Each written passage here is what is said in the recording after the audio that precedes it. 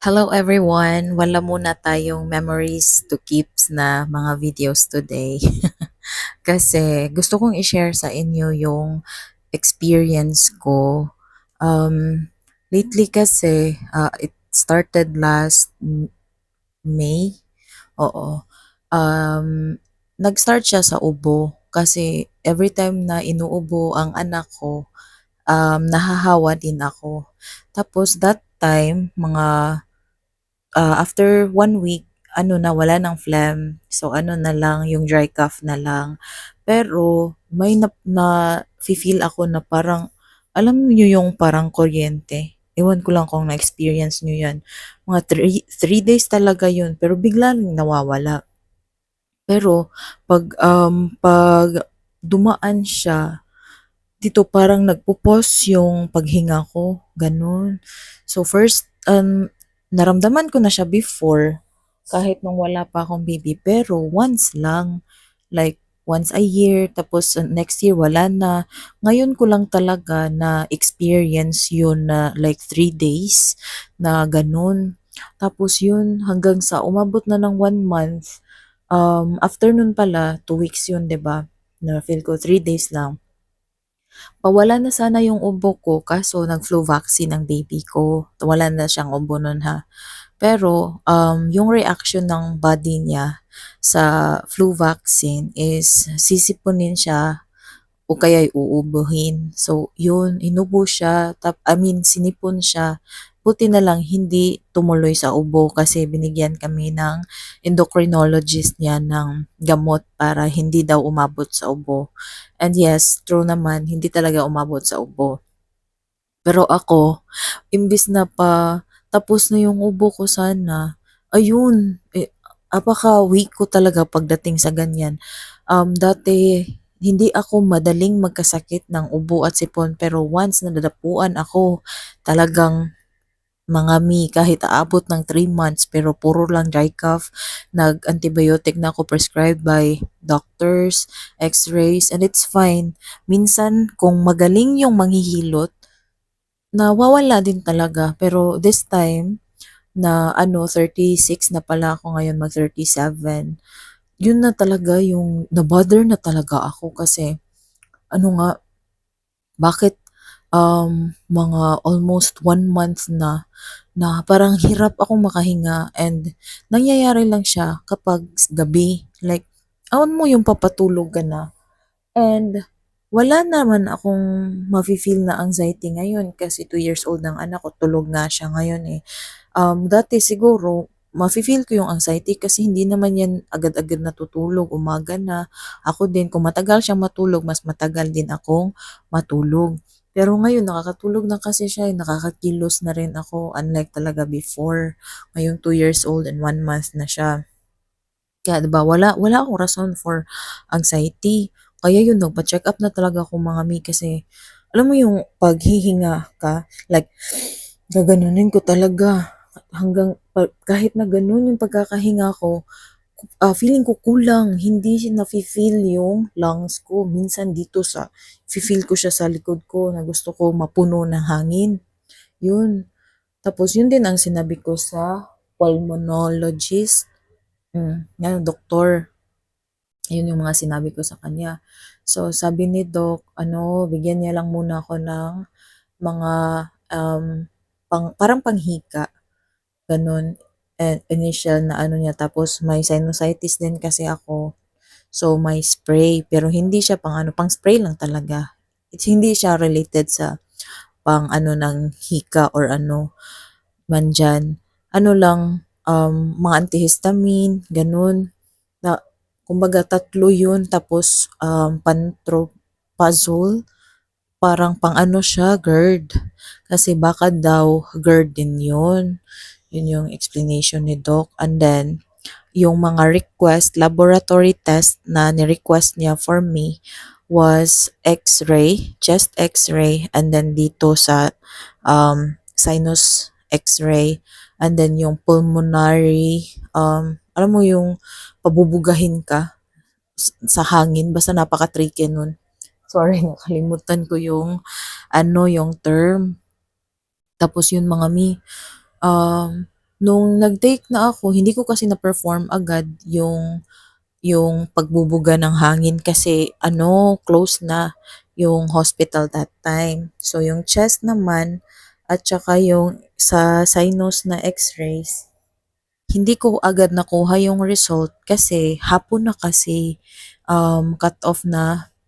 Tapos, syempre hindi naman agad-agad yan makukuha, 'di ba?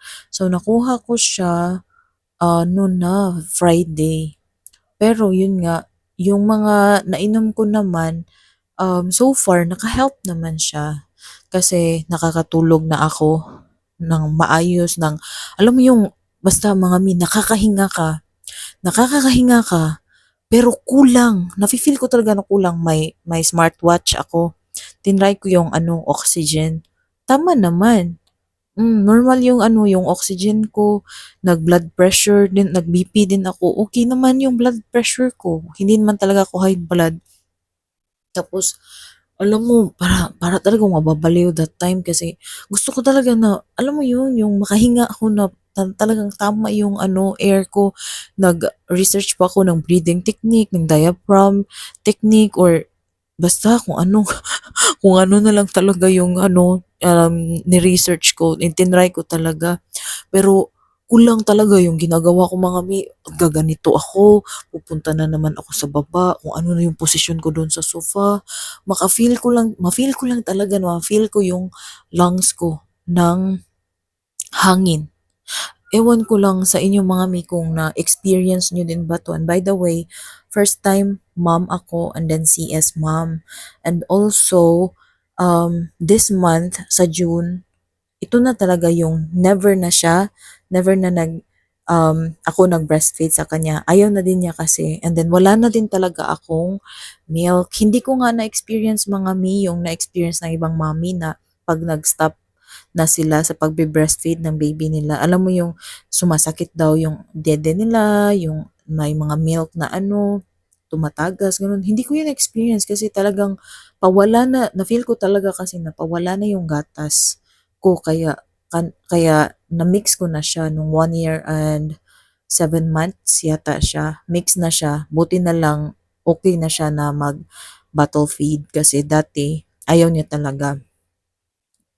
At tsaka kaya yun, hindi ko alam kung dahil ba yun dun. Kahit ang doktor sabi ko, hindi kaya yan dahil sa dok, nag-stop ako sa pagbe-breastfeeding, may mga changes kaya sa mga hormones ko or ano. Sabi niya, baka pwede rin, ganun siya. Pero hindi ko talaga pwedeng masabi sa'yo, mami, na yan yung problema. Kaya wait na lang tayo dun sa x-rays, tsaka yung sa breathing na test na yung breathing breathing test kasi mga siya yung magde-determine kung may underlying na sakit ka like hika or asthma or kung ano pa. Kasi ibubuga mo talaga. Promise, napaka-tricky niya. Tapos yun, dumating na, nakuha ko yung result. Nagpapasalamat talaga ako mga kasi clear yung chest x-ray ko. Pero may nafe-feel pa rin ako na parang gumagapang dito ba? Gumagapang, pero hanggang dito lang, middle lang talaga. Pero nawala din naman. And then, but I really thank God na clear yung x-ray ko. Siyempre, may anak ako, 'di ba? Ayoko naman na kung hawa pa siya. Tapos, may husband din ako. Kami lang, tatlo dito sa bahay. Kaya, yun, thankful ako ang sa lang, yung sinus, may yung sa left ko daw, may haziness. So, sabi ni Doc, hindi naman to, it's nothing to worry about, pero it's better daw na magpa-check na lang ako sa ENT. And yan, hindi ko pa alam kung kailan ko magagawa kasi wala akong kapalitan or kasalitan na magbabantay sa baby ko. Alangan namang dalhin ko yan sa hospital. Hospital yun, 'di ba? And then disturbo din kung i-check ako ng doktor. Tapos work from home yung husband ko pero nagtatrabaho pa rin naman siya tapos hapon yung out niya. Pero ewan ko lang, I really hope na pa-check ko na din tong yung sinus ko kasi lagi din ako may sinusitis. Hindi ko talaga alam. Promise, promise mga mi, hindi ko na talaga alam kung, excuse me, kung bakit ko na-feel yun. Pero so far, for 1 week na pagti-take nun, ano, nawala din naman. Tapos, pinagpatuloy lang ni Doc sa akin yung pantoprazole. Iko-comment ko na lang mamaya kung ano yung, ano, pang GERD daw yun. Isang tablet lang, one capsule a day. Yun lang. Pwede naman daw yung yun i-on and off pero 2 weeks niya akong pinagpa-take noon. Yung iba, graduate na ako sa mga antihistamines kasi mga may grabe. Grabe, sa sobrang grabe. Ang ano, pag katapos kong uminom, talagang kumikilos ako kasi hindi ako sanay na pagkatapos kumain, humihiga, nakaupo. Ayoko nun kasi parang napupuno yung tiyan ko. Kahit noon pa, wala pa akong baby, kahit na nasa 18 pa ako, ganun na talaga ako. Ayokong umupo agad. Talagang naghuhugas muna ako ng plato, nililigo ang baby, lilinis ng bahay, gano'n. Pero nung nagte-take ako ng mga antihistamines, sus grabe, ginagawa ko pa rin yung mga gawaing bahay pero after talaga niyan mga mi talagang higa talaga ako kasi hindi ko kaya. Hindi ko na kaya ang katawan ko, sumasakit ang ulo ko kapag pero hindi naman yung sobrang sakit. Alam mo yung masakit kasi gusto na talagang pahigain ka ng katawan mo. Yun. Yun yung na-feel ko kaya mga mi, na-experience niyo rin ba yun? Kasi wala din naman talagang ano yung doktor kasi yung sa breathing test nga hindi naman ang perfect naman daw ng ano breathing ko. Kaya hindi daw niya ako pwedeng mabigyan ng mga medicine for asthma. Kaya ang question ko na lang ngayon kung na-experience niyo din ba yung parang kulang yung hangin kahit hindi wala ka namang iniisip na kung ano-ano gusto mo lang matulog pero hindi ka agad makatulog ganun. Kung dahil ba 'to sa or na-experience niyo rin ba 'to after niyo na hindi na mag-breastfeed sa baby niyo, gano'n. Kung ano ba yung ginawa niyo or kung may GERD kayo mga mi, ano, gano'n ba? Same ba tayo ng ano, experience yung nahihirapang alam mo yung nakakahinga talaga pero parang kulang. Laging kulang yung oxygen. Kahit nagpunta na ako sa hospital, nagpa-check, 'di ba? I-check tayo ng mga secretary, ng mga nurses before tayo ano ni doc, i-cater ng mga doctors. And that's okay. Okay lang. Okay talaga yung oxygen ko. Kaya nasabi ko rin na ano, yung smartwatch ko, ano naman pala siya, na papagkatiwalaan din naman pala kahit papano. Pero yun nga, I hope talaga na hindi na yun bumalik. Kasi 1 week na, after ko mag-take, yung pantoprazole na lang yung tinitake ko. Pwede nga daw on and off, pero tinitake ko pa rin siya. And I also take it, 30 minutes before ako magbe-breakfast. Yun lang, once a day. And, yes, mga mi, sana ano, makapag-comment kayo kung na-experience niyo na ba yun, lalo na sa mga breastfeeding mom na nag-stop na. Kung para, ano mo yun, kasi talaga mga mi, first time ko talaga walang makarelate sa akin. Dati, that time, yung may nararamdaman ako dito, parang sabi ko, konting push na lang talaga, iinuman ko na talaga to ng antibiotic. Pero syempre, hindi natin pwedeng gawin yan pag walang ano, prescription ng doktor. Kaya ano, follow na lang din ako sa doktor. But then, I thank God na rin na clear lang talaga yung x-ray and yung sinus ko na lang, ENT na lang yung kailangan kong puntahan. At saka, dami ko pang, ang hirap tumanda mga mi. Is this what we call progress? Grabe, ang dami nating nakokolektang mga ano, yung siguro resulta na to ng ano, pagiging masipag ko. Akalain mo naman full-time call center agent at full-time student, college student. para lang makapagtapos kasi nga mahirap. Tapos nakapag-ano, after ilang years nag-ano na, nagka-baby na, walang chance makahinga. But I'm so thankful to God for the life that I have right now kasi mas better to compared before. And nagbunga naman lahat ng mga um, pagsisikap ko. So, all thanks to the Lord talaga. But, yan na muna sa ngayon mga mi. And I hope all is well sa ating lahat, lalo na tayong mga nasa bahay.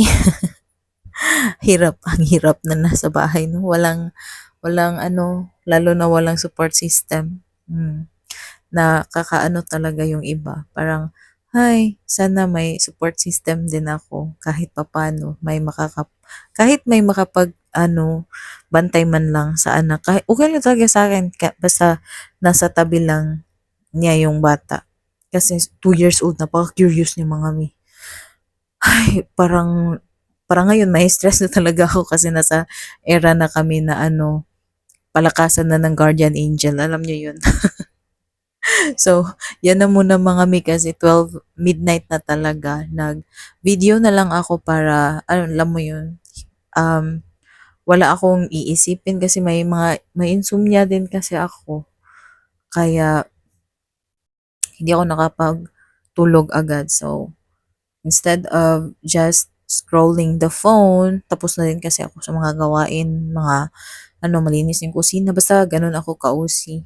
Kaya yun, nag-video na lang ako. So, yeah, that's it for now mga mi. And I really hope that you guys can can leave a comment kung na-experience nyo rin ba to. Kung GERD ba talaga to o ano. But I really hope na hindi na to bumalik. So, mga mi, ingat tayo sa katawan natin. May pamilya tayo. So, we have to prioritize ourselves even though that's something that's hard to do for us kasi tayo ay para sa lahat dito sa ating pamilya, 'di ba? Pero still, um, i-make sure pa rin natin mga mi na ma-prioritize natin kahit papaano yung ano, mga sarili natin. Yun lang. Thank you.